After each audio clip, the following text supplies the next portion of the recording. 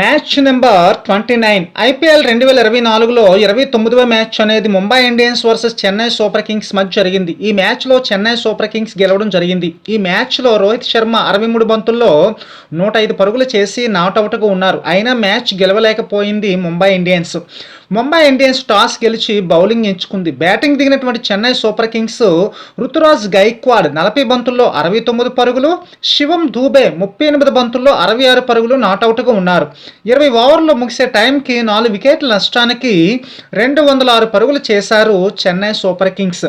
Mumbai Indians బౌలింగ్లో హార్దిక్ పాండ్యా 3 ఓవర్లు వేసి 43 పరుగులు ఇచ్చి 2 వికెట్లు తీసుకోవడం జరిగింది. శ్రేయస్ గోపాల్ వచ్చరికి 1 ఓవర్ వేసి 9 పరుగులు ఇచ్చి 1 వికెట్ తీసుకున్నారు. తర్వాత బ్యాటింగ్ దిగినటువంటి ముంబై ఇండియన్స్ రోహిత్ శర్మ 63 బంతుల్లో 105 పరుగులు చేశారు, నాట్అవుట్గా ఉన్నారు. తిలక్ వర్మ 20 బంతుల్లో 31 పరుగులు చేశారు. 20 ఓవర్లు ముగిసే టైంకి 6 వికెట్ల నష్టానికి 186 పరుగులు చేశారు. మ్యాచ్ ఓడిపోవడం అనేది జరిగింది. ఇక చెన్నై సూపర్ కింగ్స్ బౌలింగ్లో మతీషా పతిరన 4 ఓవర్లు వేసి 28 పరుగులు ఇచ్చి 4 వికెట్లు తీసుకున్నారు.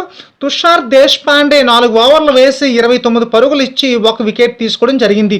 ఇక ప్లేయర్ ఆఫ్ ది మ్యాచ్ వచ్చేసరికి మతీషా పతిరన్కి ఇవ్వడం జరిగింది.